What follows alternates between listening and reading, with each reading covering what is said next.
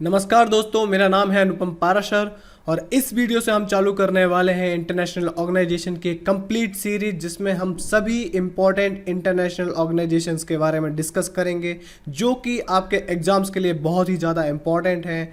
इस वीडियो में हम डिस्कस करने वाले हैं यूनाइटेड नेशंस के बारे में और उसके कुछ ऑर्गन्स हैं जो कि इम्पॉर्टेंट है बहुत, और हम उनको एक एक करके अलग अलग वीडियोज़ में डिटेल में डिस्कस करेंगे ताकि आपके एग्जाम के लिए कोई भी पॉइंट छूट ना जाए। और शुरू करने से पहले मैं आपको बता देता हूं कि यदि आप डेली क्विज खेलना चाहते हैं या आपके सब्जेक्ट से रिलेटेड कोई डाउट है या फिर मेरी किसी भी वीडियो से रिलेटेड आपको कोई डाउट है तो आप मुझसे इस टेलीग्राम ग्रुप पे या फिर व्हाट्सएप ग्रुप पे ज्वाइन होकर आप मुझसे पूछ सकते हैं। और साथ ही में आपको इस वीडियो की या फिर आगे आने वाली सभी वीडियो की जो भी पीडीएफ है, जो लेक्चर नोट्स हैं, वो आपको यहाँ पे ही मिल जाएंगे। लिंक मैं आपको डिस्क्रिप्शन में दे दूंगा। तो यूनाइटेड नेशंस के बारे में हमें यदि जानना है कि वो कैसे बना, क्यों बना, तो उसके पीछे की जो कहानी है वो हमें समझना जरूरी है। तो 1914 में हम सभी को पता है कि वर्ल्ड वॉर 1 चालू हुई थी और कब तक चली थी?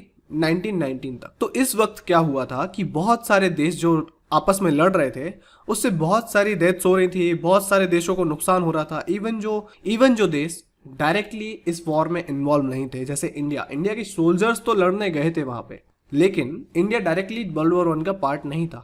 इंडिया के सोल्जर्स ब्रिटेन की तरफ से लड़ने गए थे। तो ऐसे कई देशों को बहुत सारा नुकसान होता है और वो नुकसान को देखते हुए आगे कोई वॉर ना हो, कई बुद्धिजीवियों का एक आइडिया था कि ऐसा एक ऑर्गेनाइजेशन, ऐसा एक मंच होना चाहिए जहां पे बैठ के सारी कंट्री जो अपने आपस में डिस्प्यूट्स हैं उनको बैठ के रिजॉल्व कर लें। तो उससे होगा क्या कि उससे वॉर नहीं होगी, वॉर लाइक सिचुएशन नहीं होगी, उससे किसी कंट्री का नुकसान नहीं होगा। तो वर्ल्ड वॉर 1 के टाइम पे ऐसी ही एक ऑर्गेनाइजेशन बनाई गई थी, लीग ऑफ नेशंस, जो कि ट्रीटी ऑफ वर्साइल्स के द्वारा बनाई गई थी। ट्रीटी ऑफ वर्साइल्स पे साइन हुए थे लीग ऑफ नेशंस को बनाने के लिए। ठीक है, ये आपको याद रखना है कि लीग ऑफ नेशंस को बनाने के लिए ट्रीटी जो साइन हुई थी वो कहाँ हुई थी? साइन वर्साइल्स में। ठीक है, और ये कब साइन हुई थी? 1919 में। अब लीग ऑफ नेशन का काम ये था कि वॉर को नहीं होने देना है, किसी भी वॉर को नहीं होने देना है, और जो वॉर है जो चल रही है उसमें जितने भी डिस्प्यूट्स हैं, जो तकरारें हैं, उनको रोकना है। लेकिन यूनाइटेड नेशंस का भी यही काम है कि इंटरनेशनल पीस मेंटेन करके रखना है, जितने भी देश हैं उन सब में फ्रेंडली रिलेशन बना के रखना है। ये यूनाइटेड नेशंस का भी काम है। तो अब आप पूछोगे कि सर, जब लीग ऑफ नेशंस पहले से वजूद में था, वो भी यही काम कर रहा था, तो यूनाइटेड नेशंस को क्यों बनाया गया? तो यूनाइटेड नेशंस को बनाने का कारण था, लीग ऑफ नेशंस एक कमजोर ऑर्गेनाइजेशन था।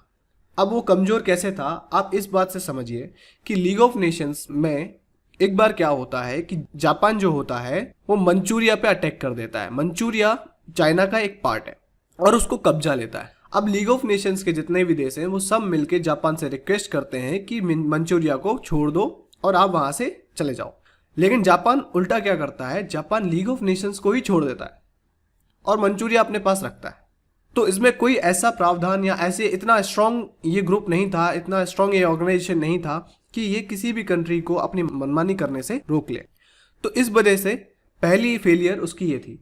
लेकिन ऐसी ही कई फेलियर और देखी गई और उसका ही नतीजा था वर्ल्ड वॉर 2।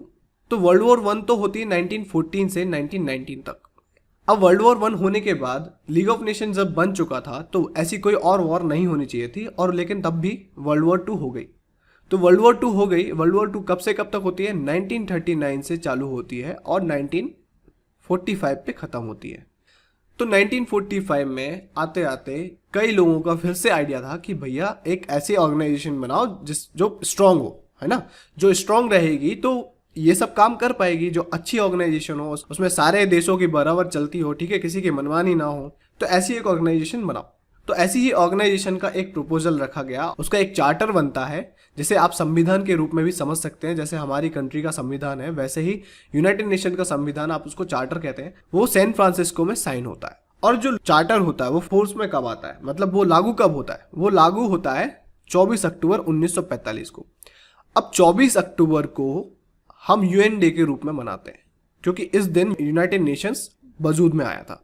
इस दिन उसका जो संविधान है, उसका जो चार्टर है वो लागू हुआ था। अब यूनाइटेड नेशंस का आपको ये भी याद रखना है, सैन फ्रांसिस्को एक इंपॉर्टेंट जगह है, और आपको ये याद रखना है कि यूएन का जो चार्टर साइन हुआ था वो सैन फ्रांसिस्को में हुआ था। कब हुआ था? 26 जून 1945 को। और लागू कब हुआ था? लागू हुआ था 24 अक्टूबर को, और इसको यूएन डे के रूप में मनाते हैं। कितनी कंट्रीज ने साइन किया था? 51 कंट्रीज ने साइन किया था। और उसका जो पहले से लीग ऑफ नेशंस था वो 1946 में उसकी कमजोरी की वजह से, उसकी नाकामी की वजह से उसको बंद कर दिया जाता है। अब यूनाइटेड नेशंस का मिशन क्या है? मिशन है कि इंटरनेशनल पीस, मतलब दुनिया में शांति बना के रखना है, ठीक है। दुनिया के जितने भी देश हैं उनके बीच में फ्रेंडली रिलेशन बना के रखना है।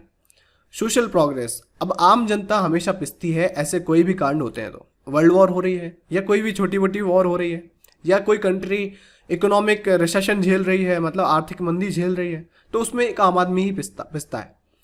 तो उसके लिए सोशल प्रोग्रेस को प्रमोट करना एक मिशन बन गया यूनाइटेड नेशंस को। उसके बाद लोगों के लिविंग स्टैंडर्ड्स को सुधारना है और जो ह्यूमन राइट्स हैं उनको भी सेफगार्ड करना है। अब यूनाइटेड नेशन एक ऑर्गेनाइजेशन है तो उसका एक हेडक्वार्टर भी होगा। हेडक्वार्टर कहाँ है? न्यूयॉर्क में। याद रखना है, न्यूयॉर्क कहाँ है? न्यूयॉर्क यूनाइटेड स्टेट्स में है और यूनाइटेड नेशंस का जो हेडक्वार्टर है वो न्यूयॉर्क में है। इसकी कुछ ऑफिशियल लैंग्वेजेस हैं। ऑफिशियल लैंग्वेज कौन कौन सी है? अरेबिक है, चाइनीज़ है, इंग्लिश है, फ्रेंच है, स्पेनिश है और रशियन है। ये 6 लैंग्वेज ऑफिशियल लैंग्वेज है, ये याद रखना, ठीक है। अब ये 6 लैंग्वेज है, अब इसमें हिंदी नहीं है।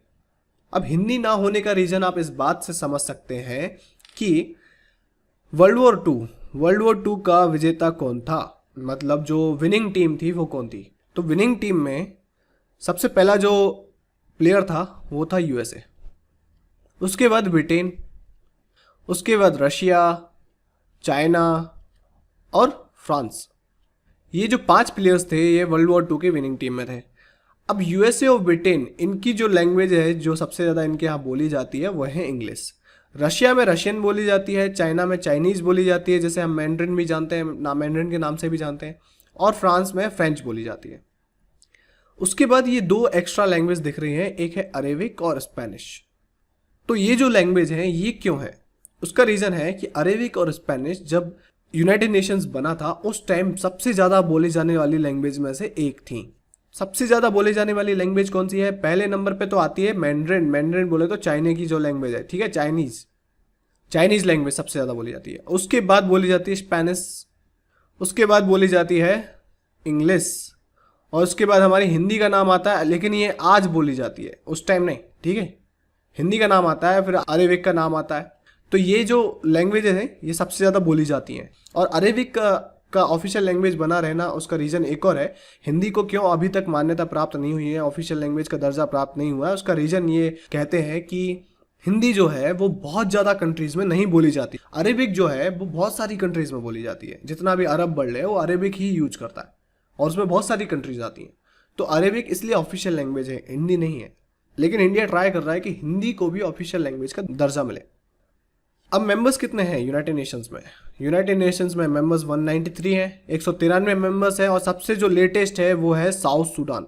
याद रखना है सबसे लेटेस्ट मेंबर कौन सा है? South Sudan. जो साउथ सूडान से हट के एक अलग कंट्री बनी 2011 में, उसने यूनाइटेड नेशंस को ज्वाइन किया और वो 193वां मेंबर बना। इसके एक सेक्रेटरी जनरल है जिसका नाम है एंटोनियो गुटेरेस, ठीक है, और ये कहाँ के? पोर्चुगल के हैं। अब आपको एक और बात बता दूं कि यूनाइटेड नेशंस में एक सिक्योरिटी काउंसिल है, ठीक है, ये एक इसका ऑर्गन है। अब ये एक ऑर्गन है, इसमें 5 परमानेंट मेंबर्स हैं जिनको कभी हटाया नहीं जा सकता और उनके पास बहुत सारी स्पेशल पावर्स भी हैं। तो 5 परमानेंट मेंबर्स कौन से हैं? तो ये जो विनिंग टीम है यही है, ठीक है। अब ये USA, Britain, Russia, China, France, इन सब की कंट्री से, मतलब जो सेक्रेटरी जनरल है वो इन कंट्रीज से मिलके नहीं बनेगा, वो बनेगा बाकी जो मेंबर्स हैं उनसे बनेगा।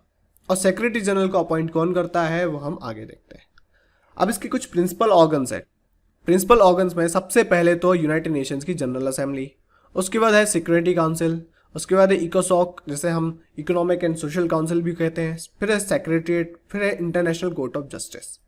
अब कुछ इंडियंस हैं जो यूनाइटेड नेशंस में हमारे देश को रिप्रेजेंट करते हैं और वो बहुत अच्छी पोजीशन पे हैं, ठीक है। तो कौन कौन है तो उनको देखते हैं। सबसे पहले तो जो है सौम्या स्वामीनाथन जी। अब ये सौम्या स्वामीनाथन जी जो है वो director general of Indian council of medical research, ICMR, आपने नाम सुना होगा अभी। तो ये उसकी डायरेक्टर जनरल रह चुकी हैं। अभी डायरेक्टर जनरल थी, इनको WHO का चीफ साइंटिस्ट के रूप में अपॉइंट किया गया है। उसके बाद आते हैं हमारे दलवीर भंडारी जी। दलवीर भंडारी जी जस्टिस हैं, ठीक है, जज हैं। और इनको इंटरनेशनल कोर्ट ऑफ जस्टिस में री इलेक्ट किया गया है। री इलेक्ट किया गया मतलब ये पहले भी जज रह चुके हैं, ठीक है, पहले भी जज रह चुके हैं, इनको फिर से इलेक्ट किया गया है। और एक इंटरनेशनल लॉ एक्सपर्ट हैं जो इंडिया के हैं, जो नीरू छाड़ा जी जो हैं, इनको international tribunal for law of the sea, जो समुद्र से रिलेटेड जितने भी लॉ एंड ऑर्डर होता है उसको मेंटेन करती है, उस ऑर्गेनाइजेशन में इनको अपॉइंट किया गया है, ठीक है। तो ये थी हमारी आज की वीडियो जिसमें हमने डिस्कस किया यूनाइटेड नेशंस के बारे में।